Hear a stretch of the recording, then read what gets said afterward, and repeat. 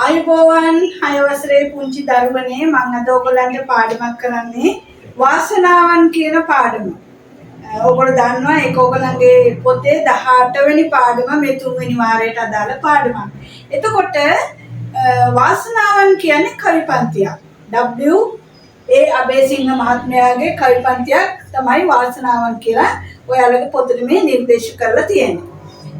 පුතේ සිංහල සාහිත්‍ය ගත්තහම සිංහල සාහිත්‍ය කවිය කියන්නේ ඉතාමත්ම වැදගත් මාතෘකාවක්. ඔයගොල්ලෝ දන්නවා දේශාභිමානය ගැන විවිධාකාරයේ ස්වභාව සෞන්දර්යය ගැන විවිධාකාරයේ කවිපන්ති විවිධ වූ නිර්මාණකරුවන් විසින් කරලා තියෙනවා.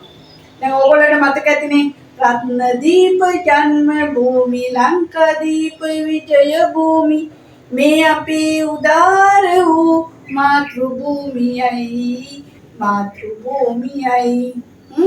රත්නදීප ජන්මභූමිය අපේ රට ගැන මේ කතා කරන්නේ. කවුද මේ කතා කරන්නේ? මහගම සේකරයා විසින්. ඊට පස්සේ මේ රට මගේ රට මා ඉපදුණු රට හැදෙන වැඩෙන රට මගේම මව් රට. මේ හැම කවියකින්ම කතා කරන්නේ දේශාභිමානය ගැන. අපේ රට ගැන, අපේ රටේ ස්වභාව සෞන්දර්යය ගැන, අපේ රටේ සම්පත් ගැන.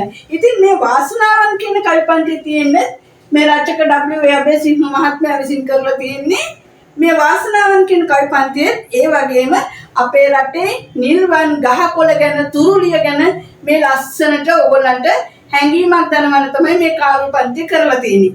අපි බලමු එකින් එක කවිය අරගෙන මල් රොණට බඹරු වඩිනා लिय मडुलु निबंध निलना एल पवन गिमन निवना नील देरन वासनावन මේ දෙරණ කියන්නේ මේ මාතෘභූමිය අපේ රට නිල් දෙරණ. මොකද්ද මේ දෙරණ? නිල් දෙරණ. ඇයි නිල් දෙරණ කිව්වේ?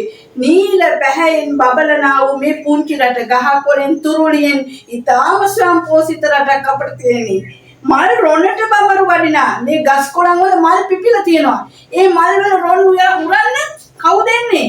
බඹරු වඩිනවා. ලිය මඩුළු නිබඳ නිලනා. ලිය මඩුළු කියන්නේ මොනවද? ලිය ගොමු, තුරුවැල්. නිබඳ කියන්නේ නිරන්තරයෙන්ම නිල් පාටින් පිපෙන තුරු ගොමු වල ඉන්නේ කවුද? බඹරු. ඒ බඹරු වල ඒ තුරු ගොමු වල තියෙන මොනවද? මල්. ඒ මල් වල රොන් ගන්න කවුද? බඹරු. ඇල් පවන ගිමන නිවනා. මොකද්ද ඇල් පවන කියන්නේ? මද සුළඟ. සීතල සුළඟ එනවා. මොකටද? ගිමන නිවන්න මේ දාහය විඩාව අපිට නැති කරන්නේ මද සුළඟ. ඒ සුළඟ තියෙන මේ තුරුලිය තියෙන මේ මල් පිපුණු මේ බඹරු වෙන මේ නීල වර්ණ දෙරණ අපිට හරිම වාසනාවක්.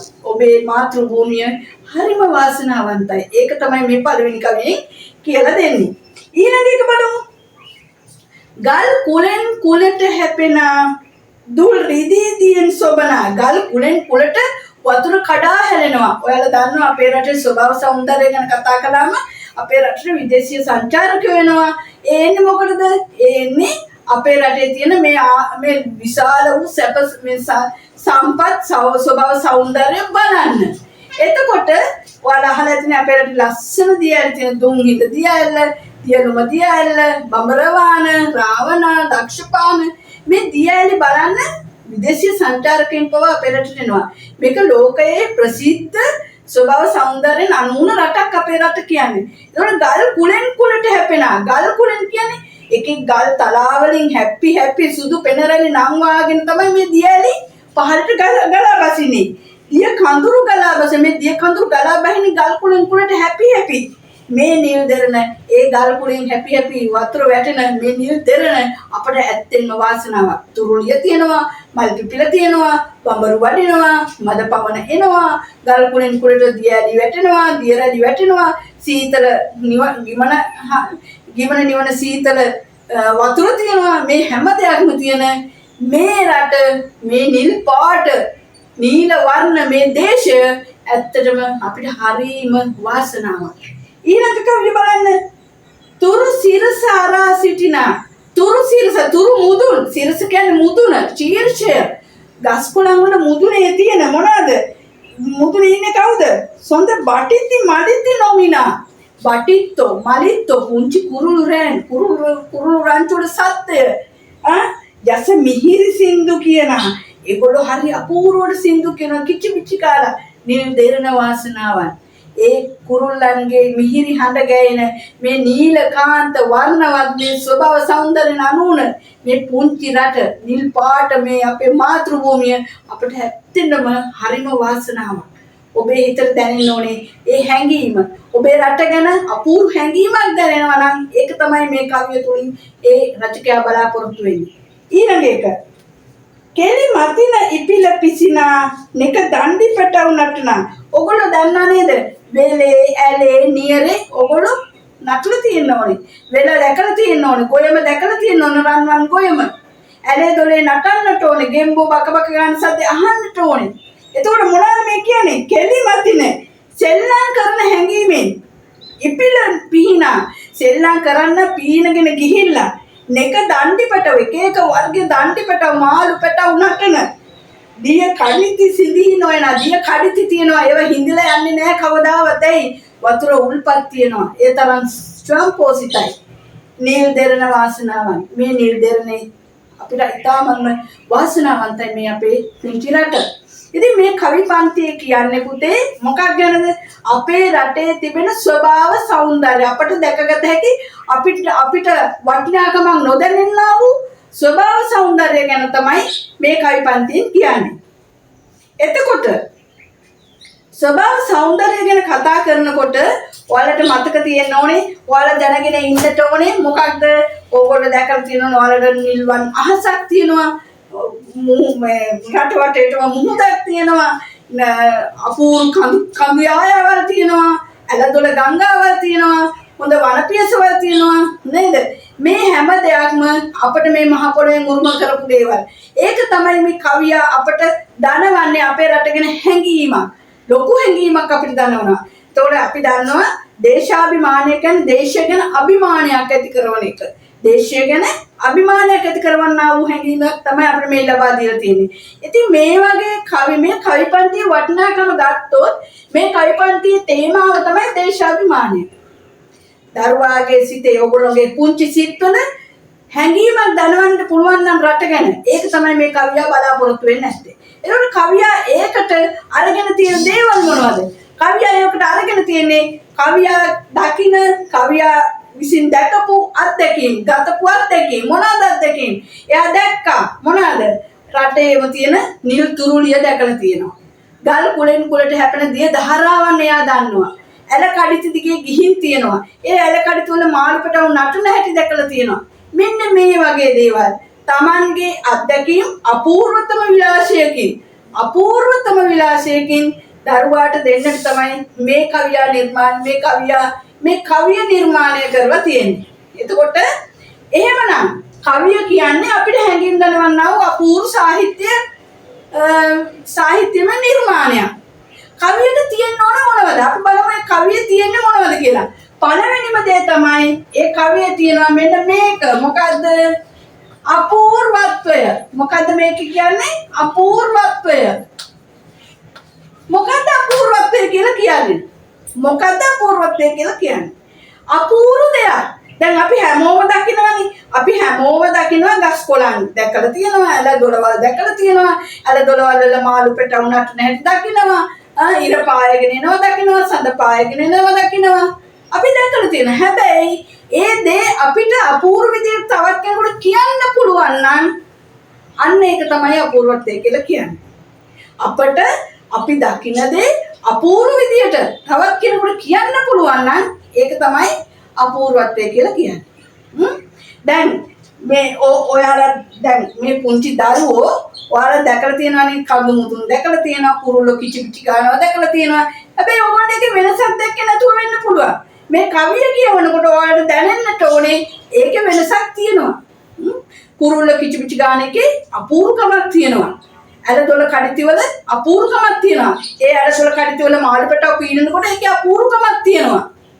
ගල් කුලෙන් කුලට හැපිලා වතුර පාරක් ගලාගෙන එනකොට ඒකේ අපූර්වකමක් තියෙනවා. අන්න ඒ අපූර්වත්වය, ඒ අපූර්ව බව වචන වලට පෙරලලා කවියක් විදියට තමයි මේ පුංචි පුතේ ඔයාලට දීලා තියෙන්නේ මේ කවි පන්තියේ වාසනාවන් කියලා.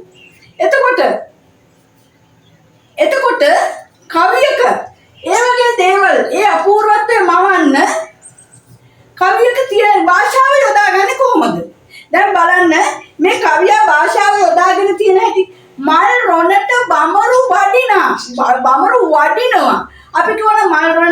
වෙනවා. ඒක සාමාන්‍ය දෙයක්. මල් රොණට බමරු වෙනවා. සාමාන්‍ය දෙයක්. කවිය කොහොමද කිව්වේ? මල් රොණට බමරු වඩිනා. මල් රොන් බොන්න. මල් වල තියෙන පැණි බොන්න බමරු වඩිනවා. ලියමඩුළු. අපි කියවනේ ගස්වැල් කියලා. නෑ ඒක වෙනසක් නෑ. අපි අහන දකින දේම නෙමෙයි කවියක තියෙන්න ඕනේ. ඒකේ අපූර්වකමක් තියෙන්න ඕනේ.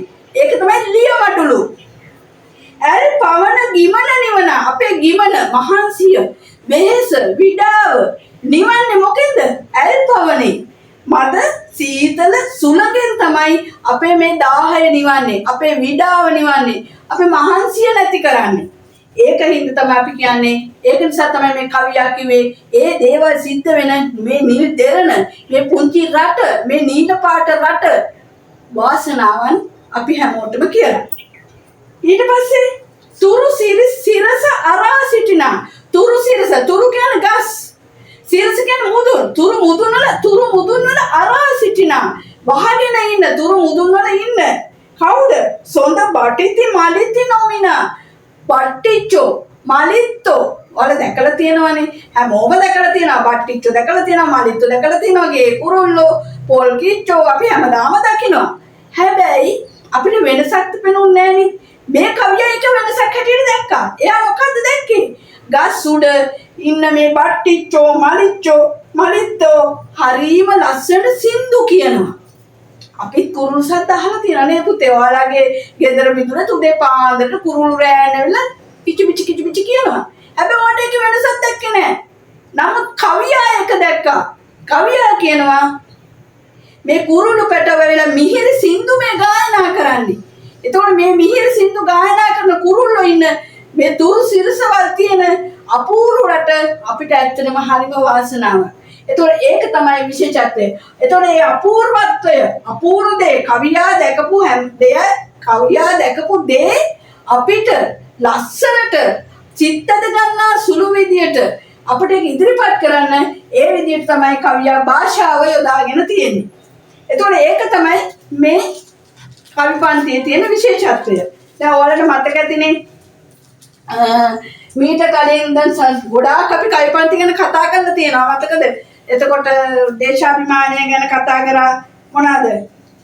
පෙරවිරුවන් ඔබගේ පුතේ ඉදිකල වැව් බලන් පුතේ දෑතේ සවියනුයි පුතේ ඒ මහ වැව් බැඳුනේ පුතේ මඩවලේ රත්නායක කවියා ඒ විදිහට අපේ රට ගැන කිව්වා. රත්නදීප ජන්ම භූමි ලංකාදීප විජය භූමි මේ අපේ උදාර වූ මාතෘ භූමියයි. ඒ කිව්වේ මහගම සේකර කියන කවියා. එතකොට ඒ වගේ තව තියෙනවා අපිට මතකයි නේද? මාදුතු මුල් හිරු පෙන්නු ලංකා මාදුතු මුල් සඳ පෙන්නු ලංකා මේ වගේ විවිධාකාර කවියන් විවිධාකාර නිර්මාණකරුවන් විවිධාකාර විදියට බොහොම අපූර්ව විදියට බොහොම අපූර්වත්වයෙන් යුතුව නිර්මාණශීලීව අපේ රට ගැන අපිට හැඟීමක් දනවන්න පුළුවන් විදියට කවි නිර්මාණ කරලා තියෙනවා. මේ වාසනාවන් කියන කවි පන්තියත් ඒකෙන් එක කවි පන්තියක්. ඉතින් ඕගොල්ලන්ට මේකේ අභ්‍යාසිකුත් දීලා තියෙනවා මොකක්ද? එකක් තමයි ඒගොල්ලෝ අපෙන් අහනවා පුතාලගෙන් අහනවා මොකද්ද? රචකයා අපේ රට නිරදෙරණ ලෙස හඳුන්වා ඇත්තේ ඇයි? ඇයි අපේ රට නිරදෙරණ විදිහට හඳුන්වලා තියෙන්නේ? ඒකට උත්තරේ මොකද්ද? අපේ රට නිල පැහැය වර්ණයෙන් බබලන්නා වූ අපූර්ව ස්වභාවික සම්පතෙන් පිරුණු රටක්.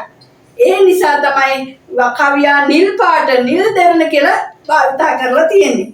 ඊට පස්සේ මොනවද තව කියන්නේ? මේ නිර්මාණය කියවන විට අපේ රටේ සුන්දරත්වය ගැන ඔබේ සිතට හැඟීම් පිළිබඳව ලියන්න.